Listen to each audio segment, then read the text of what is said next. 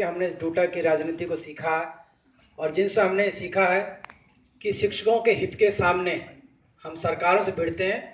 और शिक्षकों के हित के लिए हम हर वो कुर्बानी देने को तैयार हैं, चाहे हमने अपने व्यक्तिगत स्तर पर दी हो, चाहे हमने अपने इस खतरे को भी झेला हो कि हमारे अकादमिक स्तर पर भी ये चीज़ें कहीं ना कहीं पर नोट की जा रही होंगी। परंतु हम कभी भी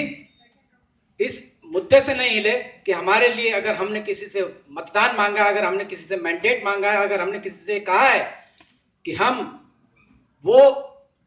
मेटल के बने हुए हैं कि हम आपकी मांगों के लिए लड़ सकते हैं, फिर सकते हैं, तो हमने प्रूव किया है। डूटा ने हर समय अपने उस कदम को, अपने सकारात्मक कदमों को आपके सामने लाया है और ये प्रस्ताव रखा है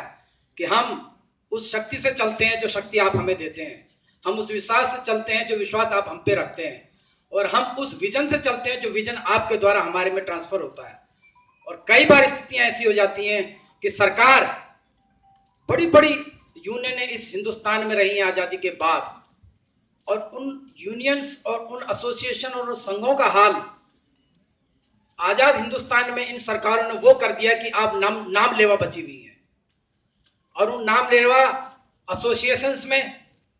दलों में डूटा एक ऐसी संस्था है जो सरकार के सामने पूरी दम और खम ठोक के खड़ी है। और वो इसलिए खड़ी है कि हमने कभी भी उनको मौका नहीं दिया, चाहे वो हमें कोर्ट में ले गए, चाहे हमें जनता की अदालत में ले गए, चाहे उन्होंने हमें चौक चौराहों पर बदनाम करने की कोशिश करी और ये भ्रम फैलाने की कोशिश करी कि शिक्षक अपनी कक्षाओं में न्याय नहीं करते हैं। ये भ्रम जब उनसे पूछा गया कमरों में, वेद प्रकाश जी ने जब हमें मीटिंग में बुलाया और हमने उनसे कहा कि जिस एपीआई स्कोर के लिए आप एक एक करके सबसे आप बुलाकर पूछ रहे हैं, ये हमारे लिए गर्व का विषय होना चाहिए था और है कि जिन लोगों को उन्होंने बुलाया, हमारा ये डर था कि उन्होंने अपने मनमर्जी से लोगों को बुलाया है और अपनी मनमर्जी की बातें वो उन लोगों से कहलवाएंगे। परंतु मैं आपको बता दूं, किसी भी सदस्य ने